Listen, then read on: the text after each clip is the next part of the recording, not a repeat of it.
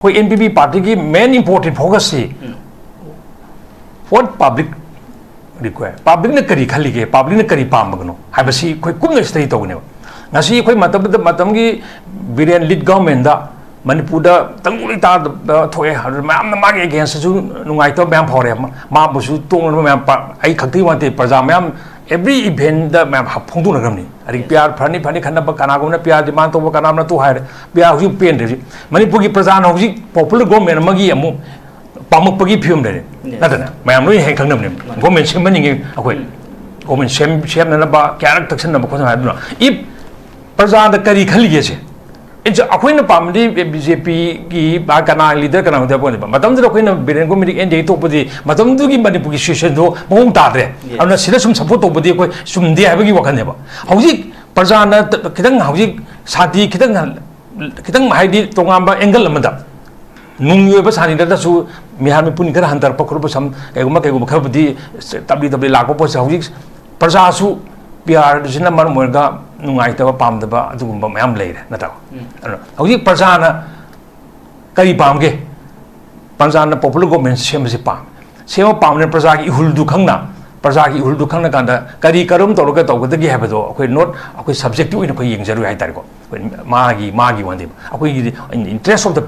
people की interest ने अखोय वाक तौजदुसी और NPP ने ngasi only government formation same मान लीड तो मान लीड तो अदुदा कंसर्न ओइदिया what the people's प्रजा ने करी पामगे मियाम ने करी खलीगे मियाम के अपाम दु कइनो अनो मियाम के अपाम बगी कनो दु वखलोन दु बेसिस दा कोइ NPP ना कोइ डिजिटल लौजगनि हाइजताय सिने कोइ की कने और नादुना तोंगब नुई पाइबा सिंसिना लमधरगा किहलगा तोहलगा हाइबि आरो तो हाकने थोइ नौजी अदुम कनो तोगन असु सु दौरुबा मयु मै थादगे थादो सिनो सि लागा हनगिर मै सि हार सि तोंगानबा पेटम लेदिबने औन अखोइना तसिंबदि अखोइना NPP साइड की अखोइना कमना इनिशिएट तौजबा अखोइना इनिशिएट तौजबा अखोइना थाजजबा हाइतारेको और एनी ngasi डायलॉग से अखोइना अमन हुनबा अखोइना मोइदो ngang मोइ मायोक ता ngang ngasai जो हाबि अखोइ मासे पगाय हाइनरगा यारोय काइसे से अखोइना अदुगी मोता अखोइ नुंसिनना कोनसन बम संगी वरी शानबम जंग एनी ngasi डायलॉग तौबा अखोइना पिसमे पोरके खनब नुनुगे पाम कइनो खइगे पाम कइनो नुइ अखोइना मसी अखोइगी चिंगी लमदा सोथारे खोदे ngasi ब्याम हाबिरको एनी सेक्रेटरी मसैदा कर्म मखनगी पैकेज को एक अखोइगी एजुकेशन सेक्टर दा काम सखलगे हेल्थ सेक्टर दा मोगे वाब एजुकेशन सेक्टर दा लेबा हेल्थ सेक्टर दा कइदा मोइ कर्म needs of the people's grass root level दा आगे अखोइगी रोयल लमदा लेरिबा यामना रिमोट एरिया दा लेरिबा ngasi hospital लेतबा मफम अदगी लाइक दमम लेतबा मफम असुगम मफम सिंगसिदा अखोइना करी तौरगा कई तौगदगे हाबसे मसी मयाम से अखोइना तौरकांदा खु सुमाइना तौमिनरसि आरि डिस्ट्रिक्ट खुदिमंगदा अखोइगी मेडिकल इंस्टीट्यूशन लेबा याब्रा द करम डिस्ट्रिक्ट वायबल होय करम डिस्ट्रिक्ट वायबल होइदे करम डिस्ट्रिक्ट मागी पॉपुलेशन स्ट्रेंथ कैनो मागी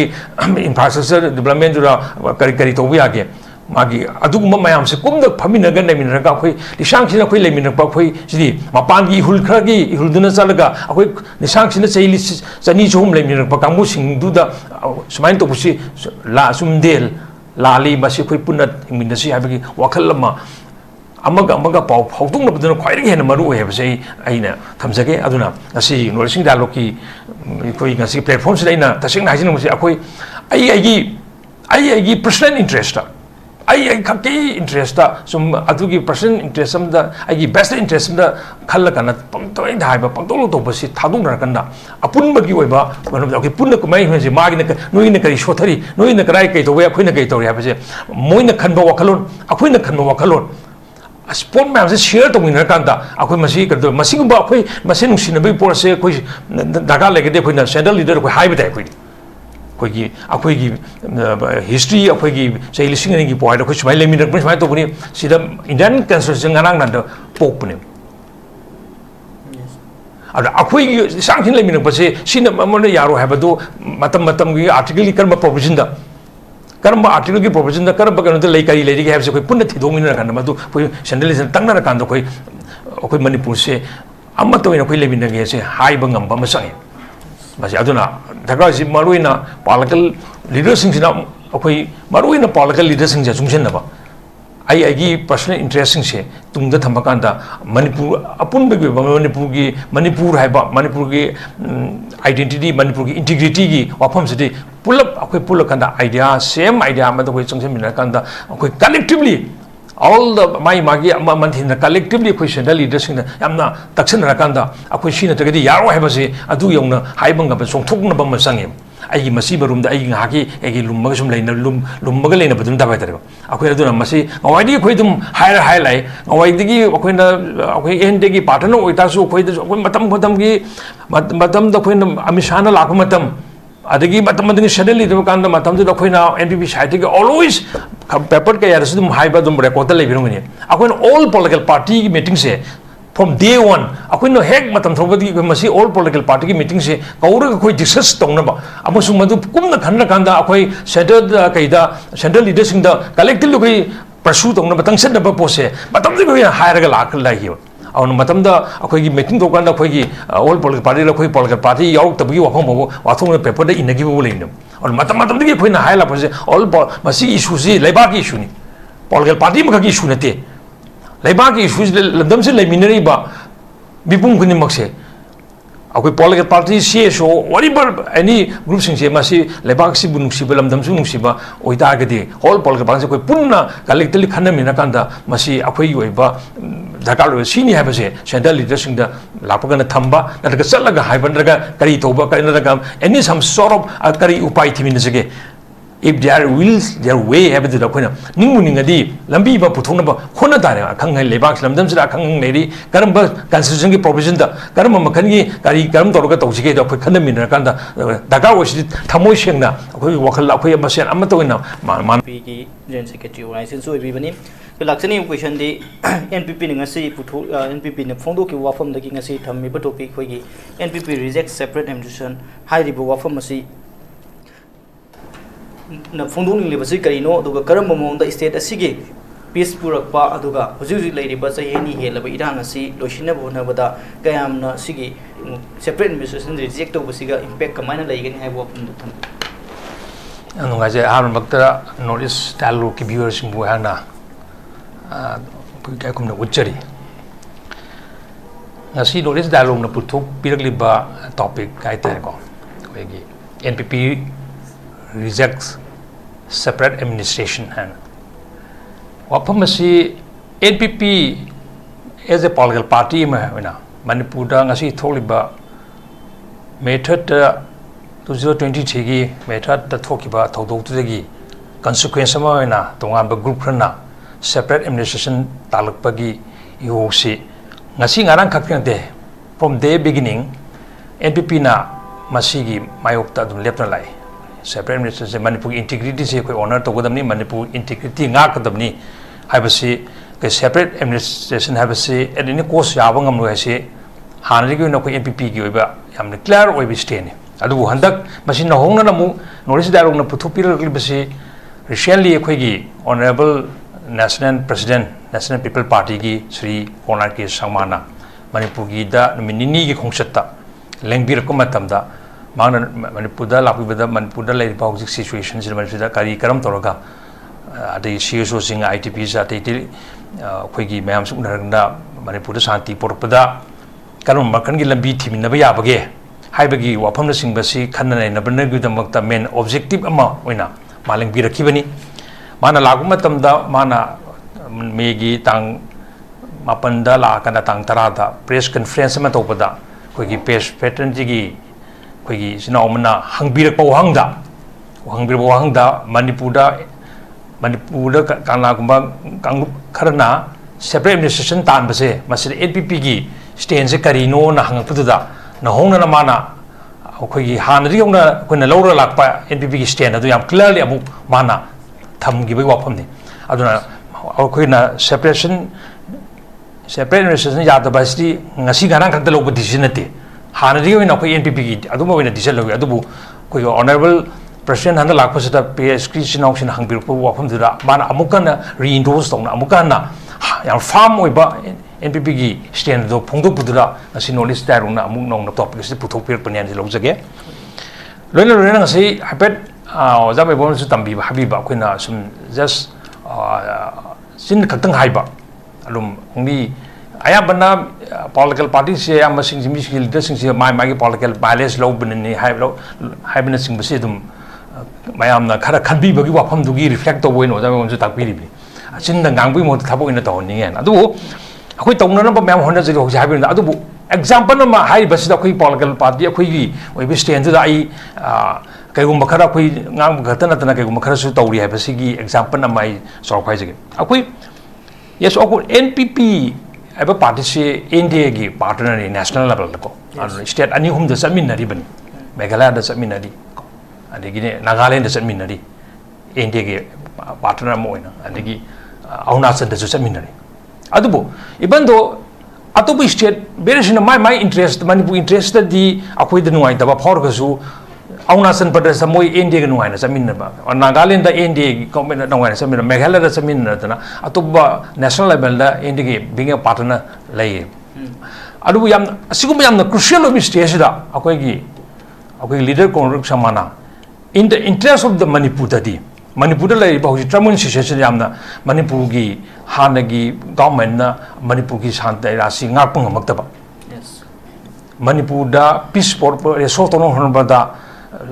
state government amasung central government gi ani na chathaba thabak thomsina nungai to phawdam na khoi bando akoi india gi partner ojaga su akoi gi manipur da di akoi hauji peace for pangam da ba lam da masida akoi governments la akoi india partner ojo governments handu oni na koi handu ki bane yes mamdi npp is more important public interest to legani akoi only political kanu su khaktang center da samina banda akoi sona sum samina ra ko laga lei roi adu manipur context manipur de shanti por pangam draba government peace for government ngam draba government de makata na koina in the interest of the people akoi makata na akoi mo de support tor bagi mathau ta dre habagi pandam du da akoi yamna critical ba position ba da koina akoi manipur da di india da gi akoi withdraw to je haijari ba this is one of the example that india da gi withdraw to bi matang se maina bjp gi civilian lead to ba government si da gi birian na lead to re government si koi withdraw to re na to ki ba si gi matang handak amuk bjp led government ama sem na ba gi center da kana tak na ri gi serang si da koi gi amuk han dai koi gi BJP की side के any centre ने खलक leader अमदा support तौगनी है वफम सिंह फोंदों न बुलाई ngai सेरक ता कोई NPP की साइड की सु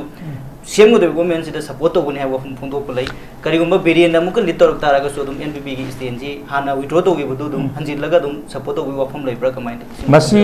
अकोई की दी गवर्नमेंट इन्फॉर्मेशन दु नातल इंपोर्टेंट आते है यस अकोई NPP पार्टी की मेन इंपोर्टेंट फोकस से what public require public na kari khali ge public na kari pam bagno habasi khoi kum na stay to ne ngasi khoi matam gi biren lead government da manipur da tanguli ta thoe har mam na magi against su nungai to mem phore ma bu su tong na mem pa ai khakti wante praja mem every event da mem phongdu na gamni ari pyar phani khana ba kana gom na pyar demand to ba kana na tu hair pyar hu pen de manipur gi praja na hu popular government magi amu pamak pagi film de nadana mayam loi heng khangnam ne government sem mani akoi government sem na ba kyarak taksan na ba khon ha duna if praja da kari khali ge se in akoi na pamdi BJP ki ba kana leader kana da bon ba matam da akoi na biren go medik NDA to podi matam du gi manipur gi situation do mong ta de amna sida sum support to podi akoi sum de ha gi wakan ne ba hauji praja na khidang hauji sati khidang mai di tongam ba angle amada nungyo ba sani da su mihar mi pun kar hantar pakru ba sam eguma khabdi tabli lakpo po hauji praja su PR jina mar morga nungai ta pam da ba adugumba mayam leire na ta hauji praja na kari pam ge praja na popular government sem se pam ne praja ki ihul du khangna praja ki ihul du khangna kanda kari karum to ga to ga gi ha ba do akoi not akoi subjective in akoi yengjaru hai tar ko magi wande akoi interest of the people ki interest ne khoi wa to ja du or NPP ne ngasi only government formation semba man lead to da adu da concern oidia what the people's praja na kari pam ge miyam na kari khali ge miyam ge apam du kaino ano miyam ge apam bagi kaino du wakhalon du basis da akoi NPP na akoi decision logja gani haja dai sini akoi ge kana machine koi han round sige koi Rameshwar lak sake koi ge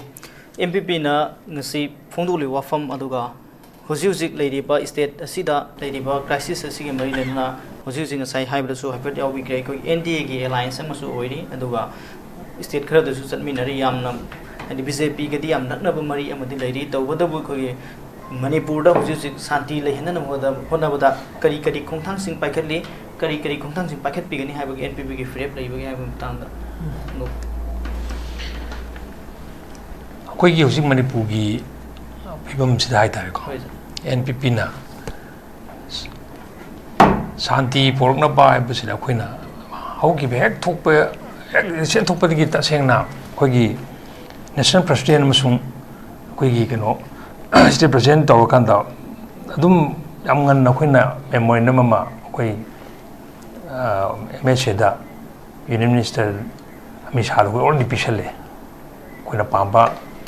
demand of charter सिपाही तो होजनी my तरको और मतम दे कोई ना hack higher का लाख से मणिपुर दा शांति पोर के है तागदी कॉन्फिडेंस बिल्डिंग एक्सरसाइज मदी यान मथौ ताय है मतम दे कोई मतम दे पीबे बेबिनस यावे होगिसु दुम हाइरी अखोई मरक्ता नुसिनदबा अमगा तौनरी मंगांगनरीबा संगनरीबा मायाम से मसी रिवील तो क्या है तारे मुंग साके क्या कोई कोई की यामना अचौबा ट्रस्ट डिविजन मल लाइक रहे सो कोई मसी कॉन्फिडेंस बिल्डिंग एक्सरसाइज मगक तका होए और नम कोई मसी अमोन कोई की पिछे पोर के दे थ्रू डायलॉग खक्तना कोई पोर बंगम दे मसी डायलॉग से कर्म मौंग द कोई सिना के दे कोई ना कोई की सेंट्रल गवर्नमेंट सो मतम के कोई तक्सन लगा तुम लाख तो लाई है तेरे को और ना कोई फमिन रकांदा ओनली ngasi पृथ्वी द थोकिबा कन्फ्लिक्ट खुदिमक से अखोई वारी सानरगना लोसन नतना तोंगान नाकन तोयन वांग मदा नुंग सुम लंगनरगा आइना अंगोंद लेबा नुंग लंगबा मोन नुंग ना पंगन लंगबना यारोय अक्रॉस द टेबल अखोई फमिनबा तावने फमिनना बसु क्या होरे फमिनबसु क्या फमिनने को अरुबु यामना थीना अखोई अनि की मार्क्सदा नुसिनकी दबा मकक लेगिबसिना अखोई हंजन फमिनबा तोंगान फमिनर कांदा मोगी अपाम्बा मोगी एस्पिरेशन अरगी अखोई मणिपुर की अपुनबगी सक्तम से थम्मकांदा अखोई पुन्ना हिंगमिनबदुना सेपरेट तौबदगी पुन्ना हिंगमिनबदुना हेना अखोई तुंगलम चता फगने हाबसे फमिनर कांदा फजना अमगा ज्ञान तामिनबम संगे अरुब ngusai ozai bai don haba ADC se autonomous district council se just ken aduda akoina autonomous pire na min to busi la la akoina khara sothor ba kang mafam sing sida autonomous district council be ganda akoina city manipur grassroots level da koi gi tapak thar kanda koi gi tapak ta su mai magi koi gi local government lady panchayat ki magi koi gi administration do grassroots level da to bungam na be ganda तौबने आदि MLA the government से law making body ने आदि अखोई local level development याम grass root development से local self government ना तौना पंचायत के level तौना लेबा Dumana ADC से कोई चिंगी लेवल दा याम रिमोट एरिया दा लमदम दुर लेबा मिसिंग ना लमदम दुर लेबा प्रजा थुंगा हक्थेंना मोई गिसु कनो मार्केटिंग नो बिहोल में कादा सखुत बगी मेन मागी मेन ओइबो ऑब्जेक्टिव दी सखुत प्राय दुने होगिसु कोइना मसी कोई फमिनर कांदा मोई अपाम मोई फीलिंग्स मोई करी मोई पामदबदो कोई फमिनर कांदा कोई ngang बतारे और मसीगी मेलोइना अखोइना central government ngasi bok taksalga lakpase अखोइगी बेलिंग साइ हाबिगी दोखोइना ngसाइगी कुकी गा अखोइगी मणिपुर मैथै मेलोइबा कनरे चीफ मिनिस्टर मैथै नोय अरुदा बायसनेस अमा लेरे अदुदा हजि खोइना सेंट्रल गवर्नमेंट दा मांगवाइदों का थल बदी वारी बाग सेंटर की टाइम इंटरवेंशन से मोइना खितंग टाइम नि मतम साना इंटरवेंस तौदना मोइना यामना खरा इंटरेस्ट लेना थबक से तौमदा दि सी गसी असियोंना सोक्सिन मसे सोमदबसु याय अरु मतमदिन खोइ तक्सिना लाइरि अदु मसाइदा सेंट्रल लीडर्सिंग की अचौबा रोल लवे ना रोल लेन मथौ ताई अना खोइ सु खोइ की NPP साइड की खोइ श्री कोना संना याम तत्तना दुम अखोइना वन मोर टॉक लेसन अगर सी तौग्रे से फायदा है आफ्टर मा डिफरेंट स्टेट में ꯀꯩꯅꯣꯅꯤ ꯄꯥꯡꯒꯤ ꯄꯣꯖꯤꯁꯟꯁꯦ ꯑꯩꯈꯣꯏ NPPꯒꯤ ꯄ꯭ꯔꯁꯤꯗꯦꯟ ꯑꯣꯏꯖꯕꯗꯨꯅꯅꯤ ꯑꯦꯖ ꯑꯦ ꯄ꯭ꯔꯁꯤꯗꯦꯟꯅ ꯏꯟꯗꯤꯌꯥꯗ ꯂꯩꯕ ꯄꯣꯂꯤꯇꯤꯀꯦꯜ ꯄꯥꯔꯇꯤ ꯑꯃ ꯑꯣꯏꯅ ꯅꯣꯔꯠ ꯏꯁꯇꯔꯟꯗ ꯍꯧꯕ ꯑꯃ ꯑꯣꯏꯅ ꯃꯣꯔ ꯏꯝꯄꯣꯔꯇꯦꯟꯂꯤ ꯃꯅꯤꯄꯨꯔꯗ ꯍꯧꯈꯤꯕ ꯃꯅꯤꯄꯨꯔꯗ ꯄꯣꯛꯆꯈꯤꯕ ꯄꯥꯔꯇꯤ ꯑꯃ ꯑꯣꯏꯅ ꯑꯩꯈꯣꯏꯅ ꯌꯥꯝꯅ ꯑꯩꯈꯣꯏ ꯀꯣꯅꯥ ꯁꯃꯥꯝ ꯑꯣꯅꯔꯦꯕꯜ ꯄ꯭ꯔꯁꯤꯗꯦꯟ ꯃꯁꯥꯃꯛꯄꯨ ꯌꯥꯝ ꯀꯟꯁꯔꯟ ꯑꯣꯏꯕꯒꯤ ꯂꯣꯏꯅ ꯃꯇꯝꯒꯤ ꯑꯣꯏꯅ ꯃꯅꯤꯄꯨꯔꯒꯤ ꯃꯇꯥꯡꯁꯤ ꯑꯩꯈꯣꯏꯅ ꯑꯩꯈꯣꯏꯒꯤ ꯁꯦꯟꯇ꯭ꯔꯦꯜ ꯂꯤꯗꯔꯁꯤꯡꯗ ꯍꯥꯏꯕ ꯇꯛꯅꯕ ꯃꯁꯤ ꯑꯗꯨꯝ ꯇꯧꯗꯨꯅ ꯂꯥꯛꯏ ꯍꯥꯏꯇꯥꯔꯦ ꯍꯥꯏꯗꯕ ꯅꯠꯇꯦ ꯑꯗꯣ ꯑꯩꯈꯣꯏꯅ ꯉꯥꯏꯍꯥꯛꯇꯪ ꯉꯥꯡꯕ ꯈꯣꯠꯄ ꯇꯧꯕꯗꯨꯅ ꯑꯗꯨꯝ ꯁꯣ ꯇꯧꯕꯗꯨꯅ ꯌꯥꯕ ꯅꯠꯇꯦꯕ ꯑꯩꯈꯣꯏꯅ ꯑꯗꯨꯃꯥꯏꯅ ꯇꯧꯕ ꯂꯥꯛꯄꯗ ꯑꯗꯨꯕꯨ ꯂꯧꯕꯗꯤ ꯗꯤꯁꯤꯖꯟꯗꯤ ꯑꯩꯈꯣꯏ ꯉꯁꯤ ꯌꯥꯝꯅ ꯀ꯭ꯔꯨꯁꯤꯌꯦꯜ ꯃꯅꯤꯄꯨꯔꯁꯦ ꯄꯉꯥꯡꯗ ꯉꯥꯡꯒꯁꯨ ꯌꯥꯗꯕ ꯄꯪꯇꯧ ꯇꯧꯕ ꯌꯥꯗꯕ ꯍꯧꯖꯤꯛ ꯂꯩꯔꯤꯕ ꯄꯣꯠꯁꯤꯗ ꯃꯅꯤꯄꯨꯔꯁꯤꯗ ꯌꯥꯝꯅ ꯇꯁꯦꯡꯅ ꯑꯩꯈꯣꯏꯒꯤ ꯏꯃꯣꯁꯅꯦꯜ ꯕꯣꯟꯗꯦꯖ ꯑꯃꯁꯨ ꯀ꯭ꯔꯤꯌꯦꯁꯟ ꯇꯧꯕ ꯑꯃ ꯗꯔꯀꯥꯔ ꯑꯣꯏꯔꯦꯕ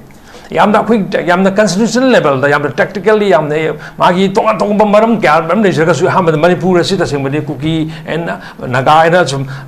ꯑꯆꯧꯕ ꯑꯝꯕ꯭ꯔꯦꯂꯥ ꯑꯃ ꯂꯩꯕ ꯋꯥꯅꯤ ꯁꯥꯏꯁꯤꯗ ꯇꯣꯉꯥꯟ ꯇꯣꯉꯥꯟꯕ ꯀꯝꯃꯨꯅꯤꯇꯤ 30ꯒ 40ꯅ ꯈꯨꯟꯗꯥꯃꯤꯟꯅꯕ ꯑꯗꯨꯒꯨꯝꯕ ꯆꯍꯤ 1000 ꯀꯌꯥꯅ ꯈꯨꯟꯗꯥꯃꯤꯟꯅꯔꯛꯄ ꯂꯝꯗꯝ ꯑꯃꯅꯦꯕ ꯑꯗꯨꯅ ꯀꯝꯃꯨꯅꯤꯇꯤ ꯃꯆꯥ ꯃꯆꯥꯁꯤꯡꯁꯦ ꯀꯝꯃꯨꯅꯤꯇꯤ ꯈꯔ ꯆꯥꯎꯕꯅ ꯁꯄꯔꯦꯁꯟ ꯇꯧꯕꯤꯕ ꯃꯣꯏꯒꯤ ꯑꯄꯥꯝꯕ ꯃꯣꯏꯒꯤ ꯑꯁꯦꯡꯕ ꯃꯣꯏꯒꯤ ꯐꯤꯂꯤꯡꯁ ꯃꯣꯏ ꯃꯌꯥꯝꯁꯦ ꯇꯁꯦꯡꯅ ꯆꯞ ꯆꯥꯅ ꯑꯩꯈꯣꯏꯅ ꯈꯪꯉꯕ꯭ꯔꯥ ꯈꯪꯗ꯭ꯔꯤꯕ꯭ꯔꯥ ꯍꯥꯏꯕꯁꯤꯁꯨ ꯃꯊꯧ ꯇꯥꯏꯕ ꯀꯝꯃꯨꯅꯤꯇꯤ ꯂꯣꯏꯅꯃꯛ 30 ꯂꯣꯏꯅꯃꯛ ꯅꯥꯒꯥꯗ ꯕꯤꯂꯣꯡ ꯇꯧꯔꯤꯕ꯭ꯔꯥ ꯂꯣꯏꯅꯃꯛ ꯀꯨꯀꯤꯗ ꯕꯤꯂꯣꯡ ꯇꯧꯕ꯭ꯔꯥ ꯀꯔꯝꯕꯅ ꯄꯨꯂꯞ ꯑꯗꯨ ꯃꯁꯤ ꯀꯨꯀꯤꯁꯨ ꯑꯣꯏꯖꯔꯣꯏ ꯅꯥꯒꯥꯁꯨ ꯑꯣꯏꯖꯔꯣꯏ ꯍꯥꯏꯕ ꯇꯣꯉꯥꯟꯕ ꯀꯝꯃꯨꯅꯤꯇꯤꯁꯨ ꯂꯩꯔꯤꯕꯅꯦꯕ ꯃꯣꯏꯒꯤ ꯑꯣꯏꯕ ꯐꯤꯂꯤꯡꯁ ꯀꯩꯅꯣ ꯃꯣꯏꯒꯤ ꯑꯣꯏꯕ ꯑꯄꯥꯝꯕꯁꯨ ꯇꯣꯉꯥꯟ ꯂꯩꯔꯝꯒꯅꯦꯕ ꯑꯗꯣ ꯉꯁꯤ ꯂꯩꯔꯤꯕ ꯃꯅꯤꯄꯨꯔꯗ ꯊꯣꯛꯏꯕ ꯏꯁꯨꯁꯤꯡꯁꯤ ꯃꯌꯥꯝꯅ ꯍꯦꯟꯅ ꯂꯣꯏꯅ ꯈꯪꯅꯔꯦ ꯁꯤꯗ ꯄꯉꯥꯡ ꯉꯥꯡꯕ ꯅꯠꯇꯦ ꯇꯣꯉꯥꯟꯕ ꯅꯣꯡꯃꯩ ꯄꯥꯏꯕ ꯀꯥꯡꯕꯨ ꯈꯔꯅ ꯇꯧꯕ ꯄ꯭ꯔꯦꯁꯔꯗꯒꯤ ꯃꯣꯏ ꯃꯤꯒꯤ ꯑꯄꯥꯝꯕ ꯐꯣꯡꯗꯣꯛꯄ ꯉꯝꯗꯕ ꯑꯄꯥꯝꯕ ꯍꯥꯏꯕ ꯉꯝꯗꯕ ꯑꯁꯤꯒꯨꯝꯕ ꯊꯧꯗꯣꯛ ꯋꯥꯊꯣꯛ ꯃꯌꯥꯝ ꯂꯩꯔꯤꯕꯅꯦꯕ ꯑꯗꯨꯅ ꯇꯣꯉꯥꯟꯕ ꯅꯣꯡꯃꯩ ꯄꯥꯏꯕꯁꯤꯡꯁꯤꯅ ꯅꯝꯊꯔꯒ ꯀꯤꯍꯜꯂꯒ ꯇꯧꯍꯜꯂꯒ ꯍꯥꯏꯕ ꯌꯥꯔꯣꯏ ꯇꯧꯕ ꯍꯥꯠꯀꯅꯤ ꯊꯣꯛꯏꯅ ꯍꯧꯖꯤꯛ ꯑꯗꯨꯝ ꯀꯩꯅꯣ ꯇꯧꯔꯒ ꯁꯨ ꯌꯥꯎꯔꯨꯕ ꯃꯌꯨꯝ ꯃꯩ ꯀꯥꯏꯗꯒꯤ ꯊꯥꯗꯣꯛ ꯁꯤ ꯂꯥꯛꯑꯒ ꯍꯟꯈꯤꯔ ꯃꯩ ꯁꯤ ꯍꯥꯏ ꯁꯤ ꯇꯣꯉꯥꯟꯕ ꯄꯦꯇꯔꯟ ꯑꯃ ꯂꯩꯔꯤꯕꯅꯦꯕ ꯑꯗꯨꯅ ꯑꯩꯈꯣꯏꯅ ꯇꯁꯦꯡꯕꯗꯤ ꯑꯩꯈꯣꯏꯅ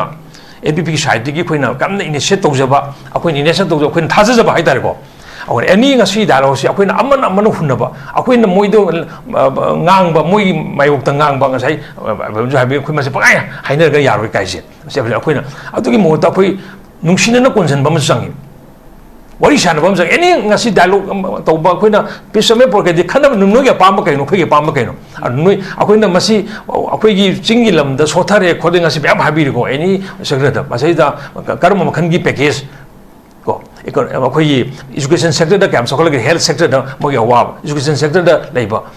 health sector da kai da mo karma needs of the people grassroots level da agi akhoi gi royal lam da leiri ba yamna remote area da leiri ba ngasi hospital leitaba mafam adigi laik dam leitaba mafam asugma mafam singsida khoina kari toroga kai toga kai habsing masi mayam se khoina torokanda khoi sumanya tongmina si ari district khudi mangda khoi gi medical institution leiba yabra da karamba district viable oi karamba district viable oi de karamba district na magi population strength kano magi infrastructure development jura kari tobu yage magi aduguma mayam se kumda phamina ga nemina ga khoi lisang sina khoi lemina pa khoi sidi mapan gi hul khra gi hulduna chalaga khoi lisang sina chaili chani chum lemina pa kamu sing du da sumain to busi la sumdel lali basi khoi punna minda si habagi wakhal lama amaga pau phautung nabduna khwai ri hena maru he basi aina thamjage aduna asi norising dialogue ki khoi ngasi platform sida ina tasing na hajin musi akhoi ai personal interest ai khaki interest ta sum adugi personal interest am da ai best interest am da khalla kana pangtoi dai ba pangtolo to basi thadung na kana apun ba gi oi ba manam da ki punna ko mai hme ma gi na noi na kari shothari noi na karai kai to ya khoina kai to ya ba je moi na khanba wakhalon akhoina khanba wakhalon sport map se share to win kan da akhoi masi ka do masi ba akhoi masi nung sin ba por se khoi daga lege de khoi na central leader khoi hai ba dai khoi akhoi gi history akhoi gi sei lising ni gi point akhoi smai lemin rak smai to buni sida Indian constitution nganang na do pok buni ada akhoi gi sangthin lemin rak se sina mamone yaro ha ba do matam gi article gi karma provision da karma article gi provision da karba kan de lei kari lei gi ha se khoi punna thidong na kan ma do khoi centralism tang na kan do khoi manipur se amma to ina khoi lemin gi se hai ba ngam ba ma sai basi aduna daga si maruina political leaders sing sina akoi maruina political leaders sing ja jungsen na ba I personal interest से तुंग थमकान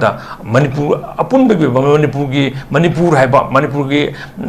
identity Manipur की integrity की वाफम से pull-up अखोई पुलकंदा idea same idea में अखोई चंगसेमिनकांदा अखोई collectively all the मागी मंथिन collectively अखोई सेंट्रल लीडर्स यामना तक्सनरकांदा अखोई सिन तगदी यारो हैबसे अदु यौना हाइबंगा सोंथोकना बम संगे आई मसी बरूम आई हाकी आई लुमग सुम लेना लुमग लेना बदुम दाबाय तरे अखोई अदुना मसी अवाइदी अखोई दुम हायर हाइलाई अवाइदी अखोइना अखोई एंडेगी पार्टनर ओइतासु अखोई मतम द अखोइना अमिशाना लाखो मतम अदगी मतम अदगी शेड्यूल लिदम कांदा मतम द अखोइना एनपीपी साइड के ऑलवेज पेपर के यारसु दुम हाइबा दुम रिकॉर्ड लेबिरंगनी अखोइना ऑल पॉलिटिकल पार्टी की मीटिंग से